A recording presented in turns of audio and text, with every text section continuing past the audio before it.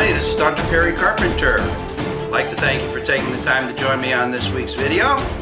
On this week's video, we're continuing with our ongoing series entitled The QME's Championship Playbook.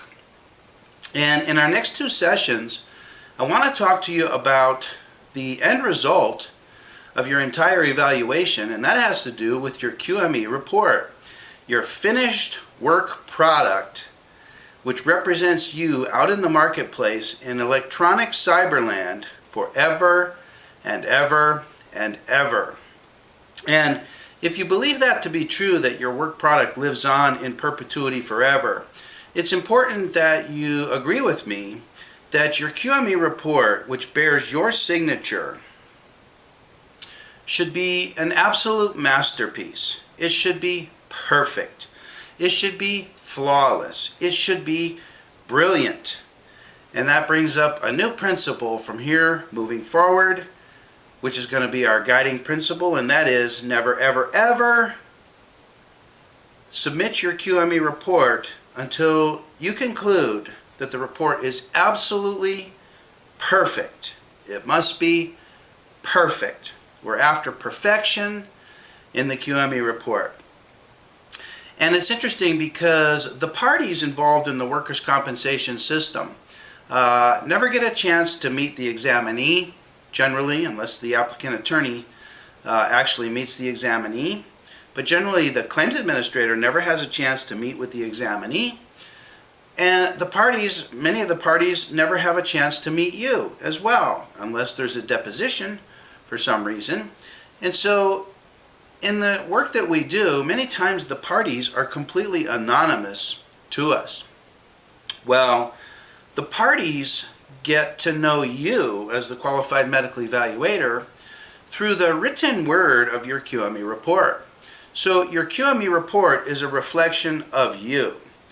So therefore, if you agree with that, then you must also agree that your QME report must reflect excellent doctoring skills. Your QME report must reflect your meticulous attention to detail. Your QME report should be an obvious example of your fastidiousness and your thoroughness in doing a complete evaluation and in reporting the findings of your evaluation in a clear manner, in a concise manner, and in a convincing and persuasive manner. And I know you know that it's true that many times when you come across documents, when documents come across your desk and you have opportunity to review those documents, you assess the credibility and the commitment of the writer of that document by the written words that are contained within that document. And I'm sure you'll agree with me that when you review a document that has typos, that has contextual errors, that has syntactic errors, that demonstrates poor formatting, that demonstrates a combination of fonts, font styles, and font sizes, that looks shabby and looks scattered, I'm sure you'll agree with me that the thought crosses your mind, who the heck am I dealing with here? So, and we all do this. Well, it's important that, number one, that you realize this in writing your QME report. And number two, it's important that you complete your report in such a way that the reader of your report can find no fault with the content and quality of your report.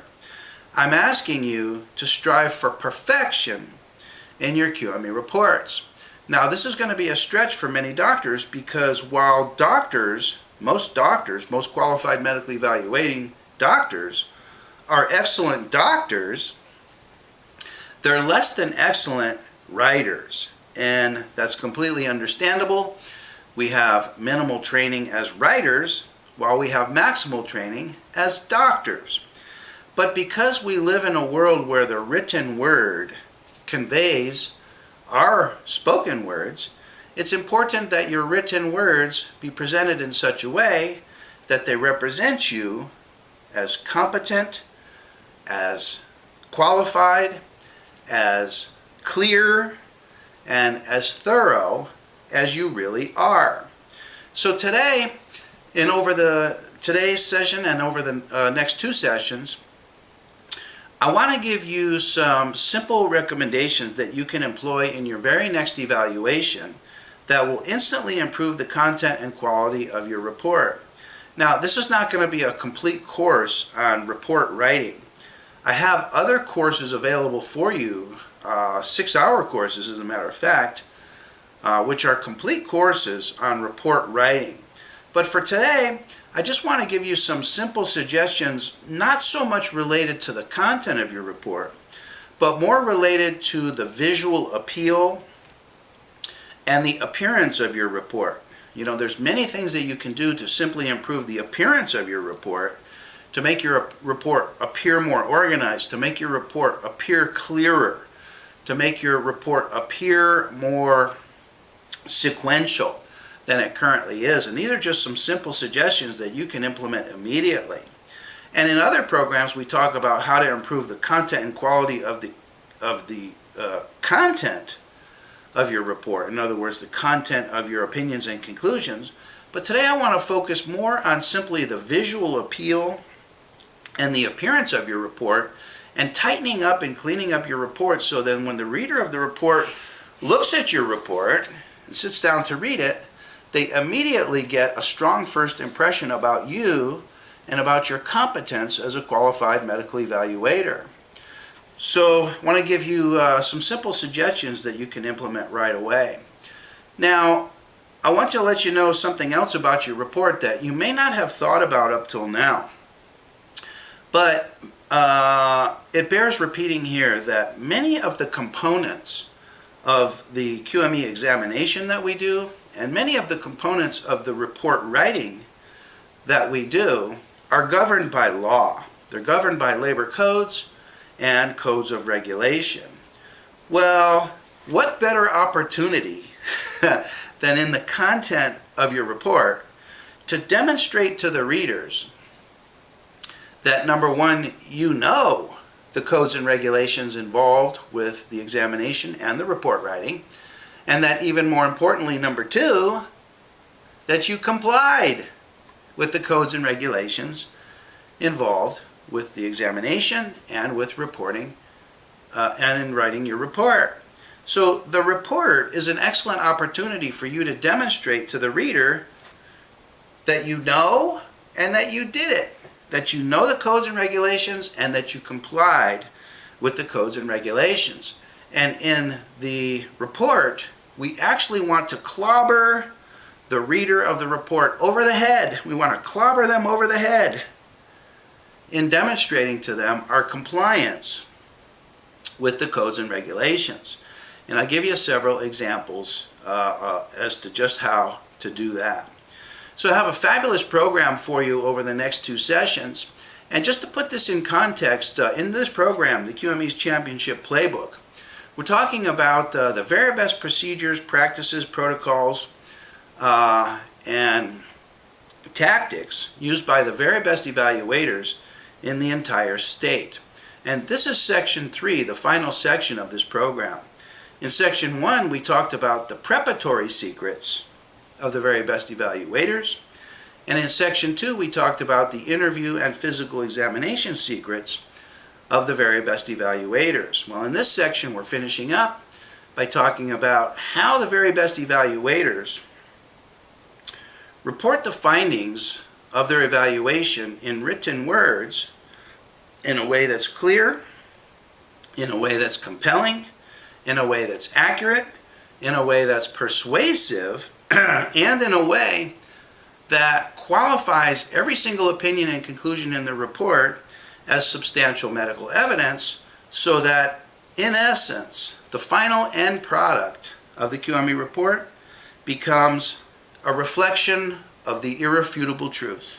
It's a reflection of the irrefutable truth. And if you follow these procedures that I want to share with you today, the opinions and conclusions that you present to the parties in your report will be the closest possible opinions to the truth that you can possibly provide without actually having a crystal ball and without having been present at the time of the injury and without having to be present in every day of the examinee's life to follow them around and observe their activities of daily living and their physical capacity, etc. So there is a system that the very best evaluators use for constructing their final QME report, and I'm going to share with you today the very best secrets of the very best evaluators, and I'm sure you're going to find this to be tremendously valuable in your very next report.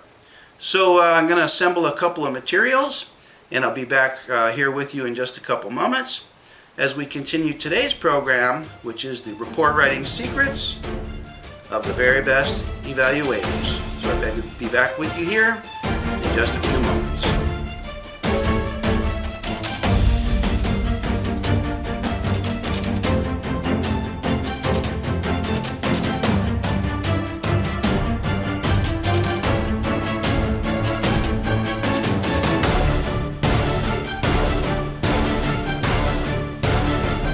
Okay, I'm back with you now, and I have some materials that I want to share with you today. And before we begin talking about how to properly format your QME report, I just want to say that many doctors are using templates for their QME reports that are not appropriate for medical legal work in the California's workers' compensation system. You know, I have the opportunity on a daily basis to review QME reports from doctors throughout the entire state. So I have a good sense as to how doctors are putting together their reports. And as I said, many doctors are using templates that are not customized, that are not templated, that are not that do not comport with the work that we do in California's workers' compensation. Many doctors are simply using adaptations of software that they use in their clinical practice, or perhaps software that they use specifically for personal injury patients.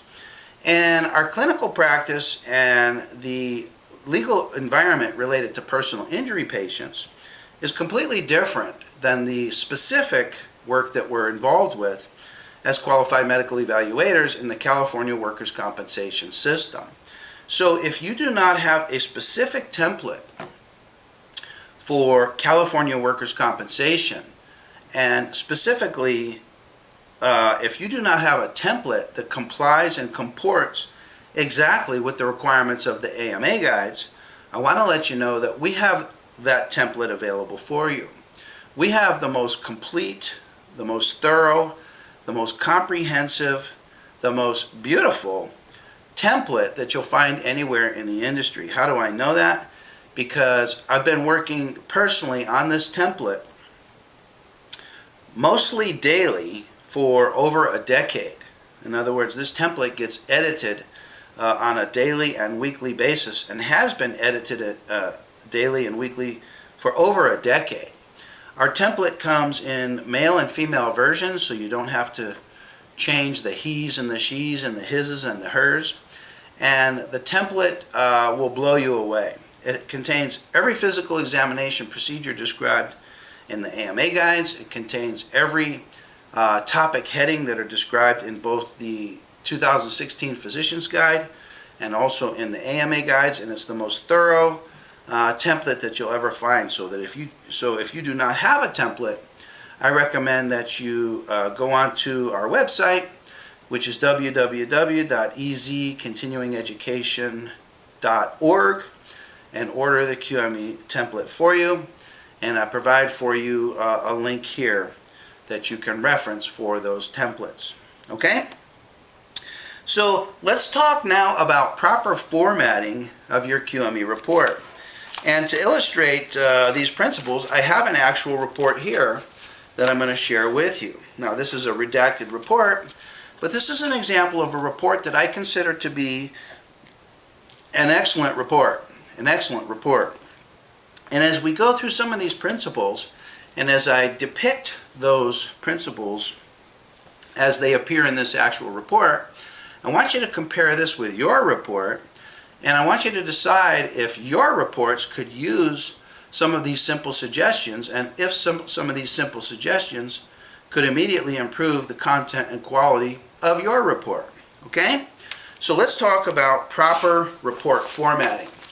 And as I said, I have a report here to share with you, and I'm going to share this report with you sort of in front of the camera like this. And I want to do it this way today rather than going down to the computer and showing you on the computer screen these principles. I want to show it to you here in front of the camera using an actual report, because today we're focused mostly on the visual appeal and the appearance of the report rather than on the content of the report. So I believe that showing you the report like this, similar to how the reader of the report would visualize the report, will be more powerful than simply viewing the report as it appears on the screen of the computer. Because the reader of your report is not going to read the report on a computer. They're going to read the report through an actual hard copy. So it's important that the actual hard copy be attractive, that it be beautiful, that it be visually appealing, that it appear to be organized, coherent, and cogent. And so this is how we're going to do it for the purposes of today's video. We're going to go over an actual report, and I'll show you visually how these principles that I want to share with you appear on the actual hard copy written report. Okay? So let's talk about proper formatting of your report. Now, proper formatting of your report begins at the very beginning. What should be at the very beginning of your report? Well, the very beginning of your report begins with the date. The date of your report. This is the date that your report goes out in the mail, not the date of the face-to-face evaluation. Now, immediately below the date is where you put the addresses of the parties. Now, doctors seem to do the addresses of the parties in many, many different ways. And I'm going to recommend that you do it in a uniform, consistent way. And that is that you list the addresses of the parties first across the width of the page in row format versus in columnar format. In row format, that allows you to use the entirety of the width of the page, and it allows you to conserve or preserve the linear depth of the page. So for example, in this case, in this report is addressed to 3 parties. And here's the 3 parties, and the first 2 are addressed across the width of the page. Some doctors would put these 3 parties in a row and sacrifice the width of the page and use up columnar space unnecessarily. And it creates a visual symmetry when the addressees are listed across the page. Okay? So I recommend that in the case of 2 or more addressees, that you address the parties across the page and conserve columnar space. Okay? Now, in addition, many doctors don't do this, but I highly recommend it. You notice that the first page of this report contains a photo of the examinee. Of course, I've replaced the examinee here with my photo, and underneath my photo lists the date, will list my name, and then the date of the evaluation would go immediately under that. Okay? Now let me ask you, do you include a photo of the examinee on the first page of your report? Do you?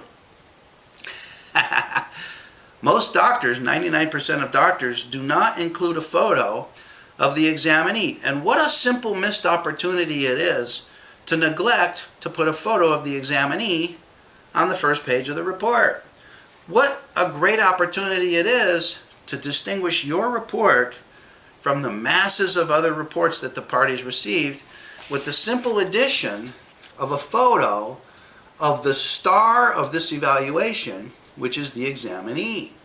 Now let me ask you, what would be some reasons for including a photo of the examinee? What would be some reasons? Well, there's many, many reasons, and I'll just list a couple of them for you. Number one, it helps the parties to put a face to a name. As I said, in the workers' compensation system, many of us are anonymous to the other parties.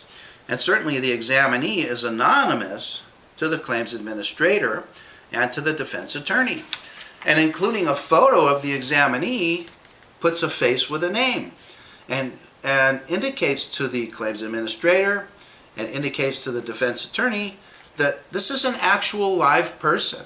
This is a person with a life, with a personality, and they're a live, living being as depicted for the first time in a photo for all the parties to see.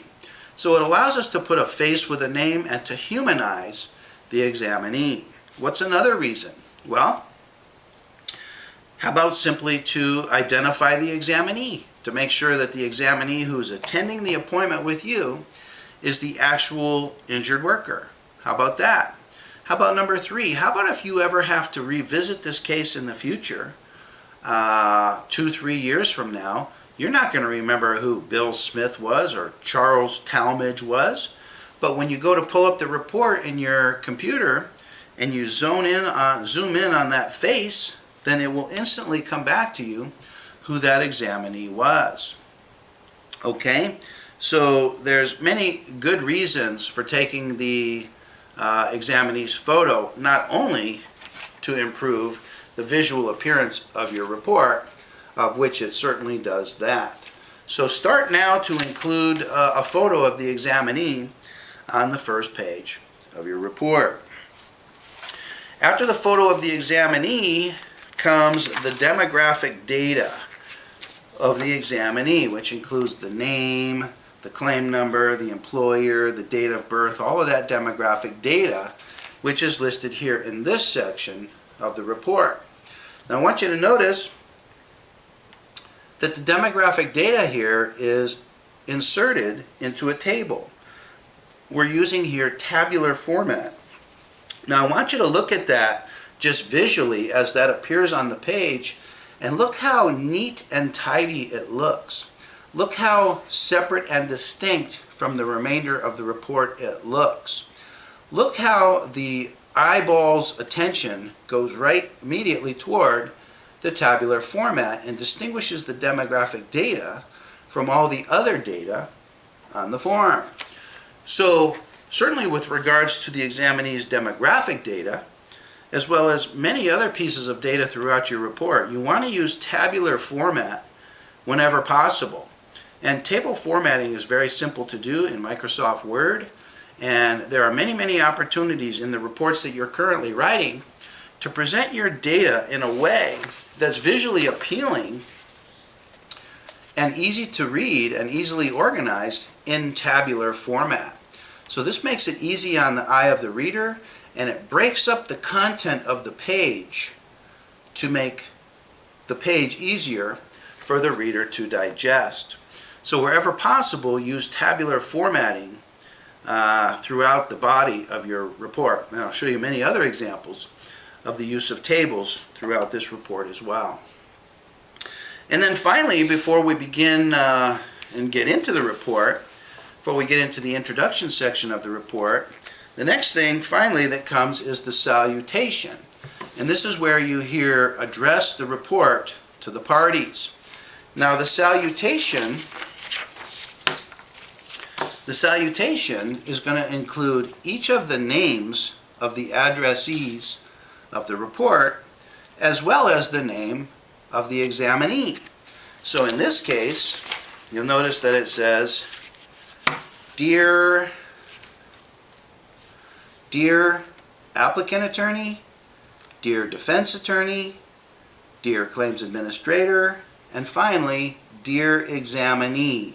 And you send a copy of your report to each one of those parties. So in this case, with 3 addressees and the examinee, we're going to be sending out 4 copies of this report. And this report is addressed to each one of those parties, including the examinee. Okay? Now, let's get into the required elements of the QME report. Now, the required elements of a QME report are described in two locations. We have two references for this. Number one is the 2016 AMA guides, and proper report formatting is found on page 66 of the 2016 Physician's Guide. And then also we have the AMA guides, 5th edition. And proper report formatting is described on pages 21 through 24.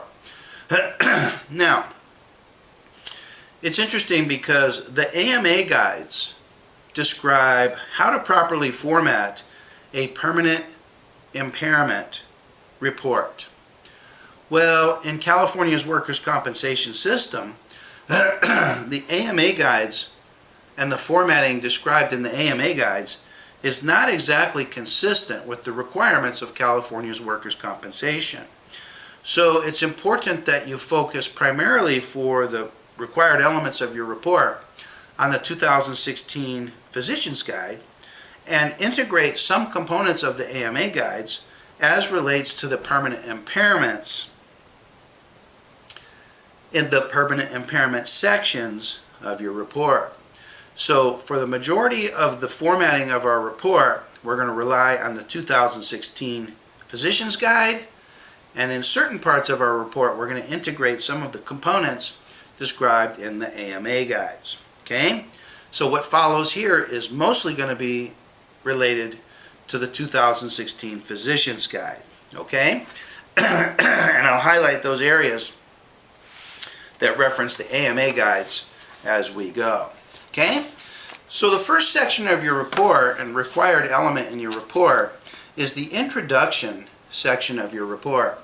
This is before you get into the history of the injury, before the physical exam and all of that stuff. In the introduction section of your report, I want you to notice how that sets out and appears visually to the reader of the report. There are 4 spaces from the salutation to the word introduction, and there are 3 spaces below introduction to begin the content of the first paragraph. And this is a formatting consistency that you want to follow throughout your entire report. Between sections of your report, there are 4 spaces, and after the topic heading or the subject heading of the report, there are 3 spaces before beginning your first paragraph.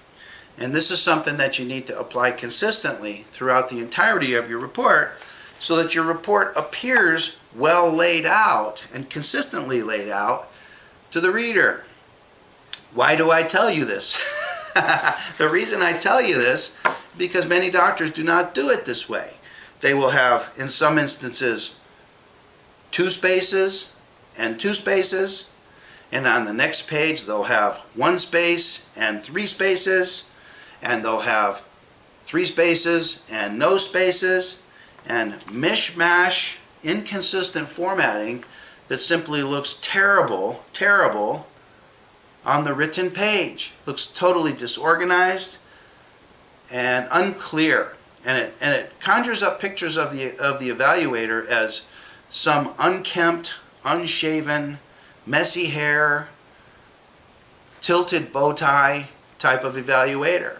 Whereas when you apply consistent formatting throughout the entirety of your report, it conjures up a completely different image.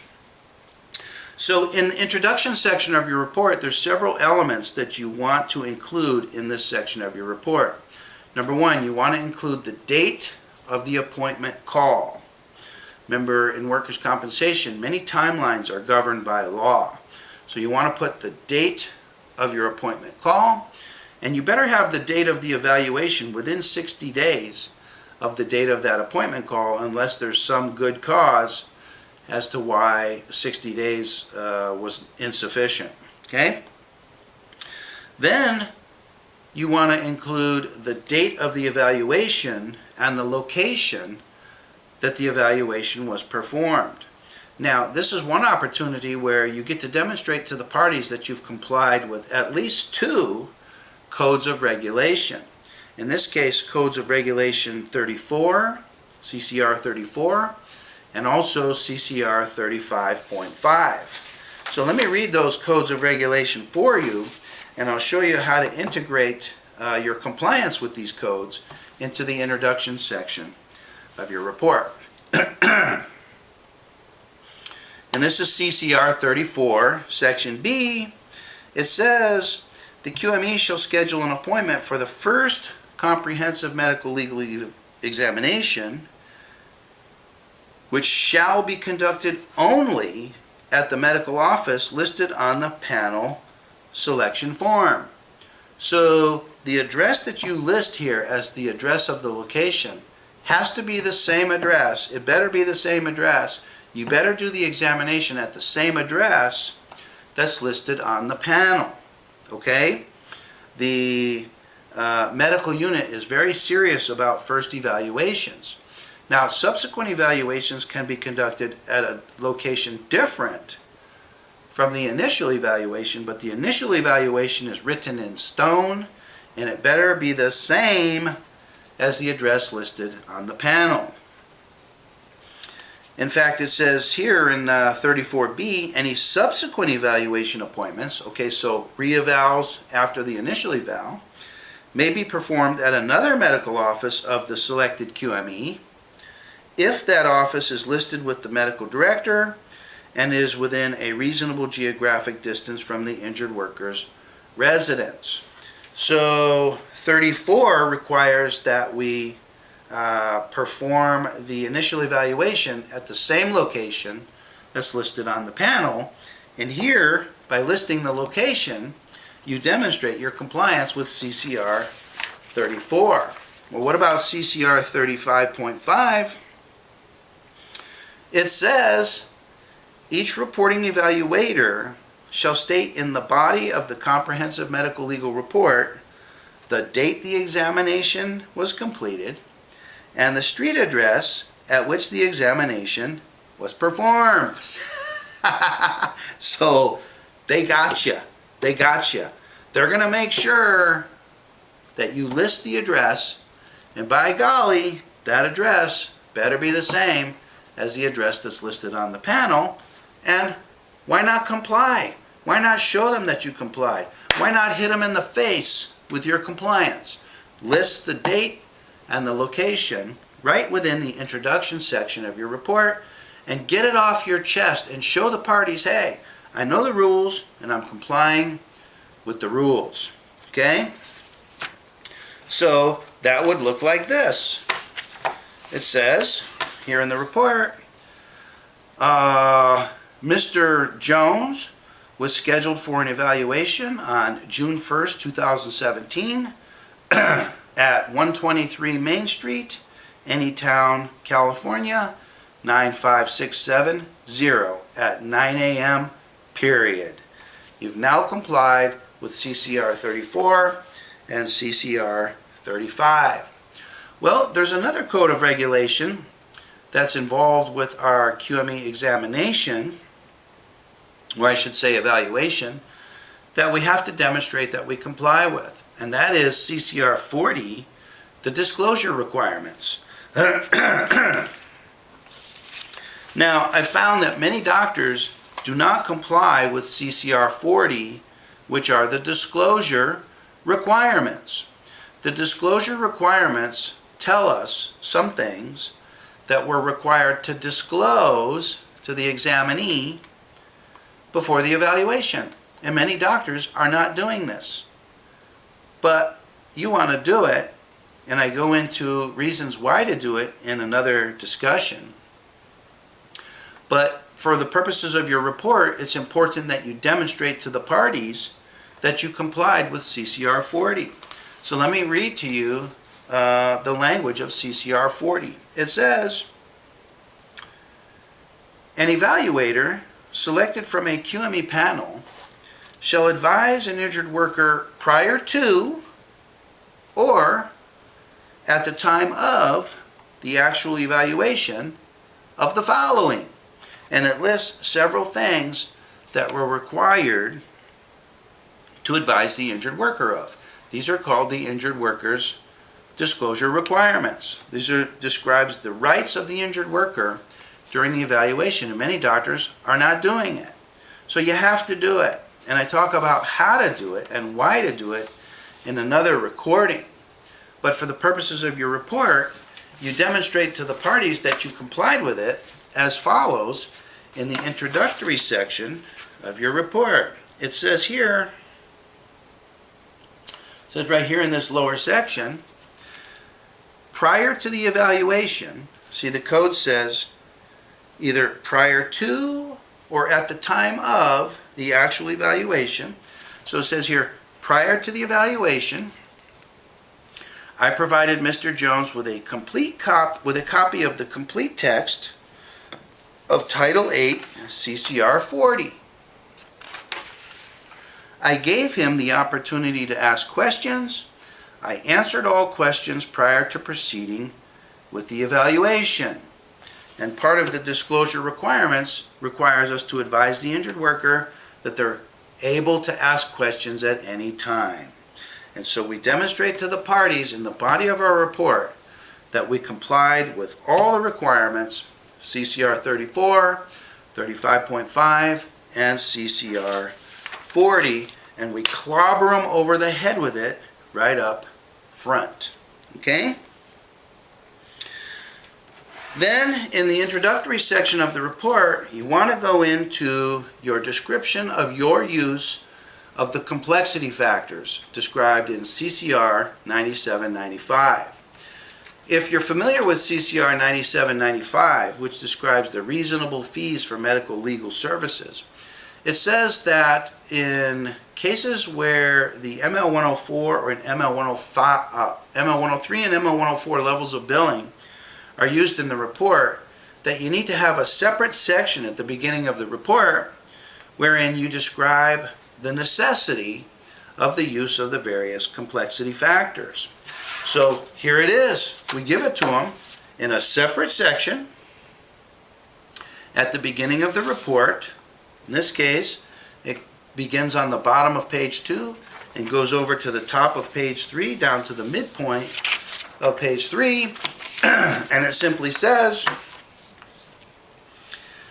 in compliance with Title 8 CCR 9795, this report is being submitted as ML104, Comprehensive Medical Legal Evaluation, involving the following complexity factors, and herein you describe in great detail your use of the complexity factors, which exactly complies with the language and the layout of the way that the complexity factors are described in CCR 9795. Now, I see doctors do this 1,000 different ways, and none of them are as good as doing it the way that it's laid out, specifically in the code itself. Why not follow CCR 9795 exactly the way it's laid out in law, rather than coming up with your own hybridized, bastardized,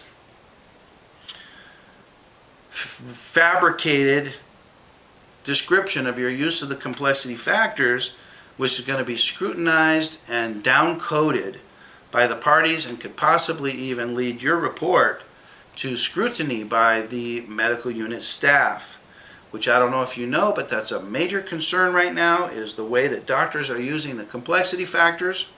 And so I'm not going to go into great detail about the complexity factors, except to tell you that your use of the complexity factors has to be perfect. If you want to avoid scrutiny and investigation, your use of the complexity factors has to be perfect, it has to be exact, it has to be precise, and you have to demonstrate to the parties why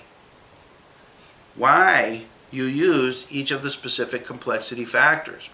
Gone are the days when you can throw out a bill for several $1,000s with some half-baked description of the complexity factors and expect, number one, to get paid. Those days are gone. And number two, to avoid scrutiny, which those days are gone, because as of this recording, currently there are between 300 and 400 QMEs who have had their most recent renewal upheld due to allegations of overbilling secondary to misuse of the complexity factors. So your use of the complexity factors has to be painstaking, has to be premeditated, it has to be well thought out, and it has to be meticulously described in a separate section at the beginning of the report.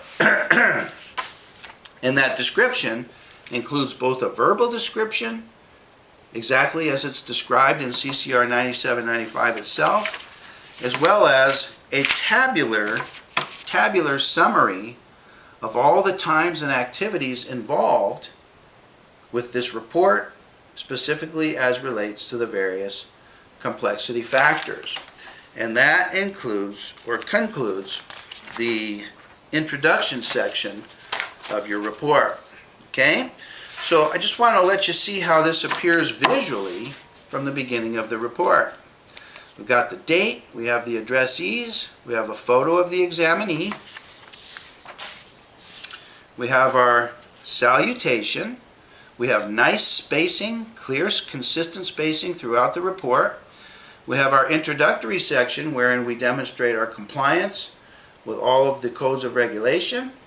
We have our complexity factors, which are fully elaborated on, fully described, and then summarized in tabular format, again with consistent, clear spacing and perfectly proper formatting throughout the entirety of the report.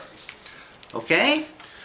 So I want you to think about that for just a minute and think about which of those components that we talked about you can include in your very next report to improve, number one, the appearance of the report, number two, the persuasive power of the report by demonstrating to the parties your compliance with known codes and regulations, and then number three, by ensuring safety of your report due to compliance and proper use of the complexity factors. So I'll let you think about that for just a couple minutes, and in our next section we'll begin the history and the content of the remaining sections of our QME report. So we'll be back with you here in just a few moments.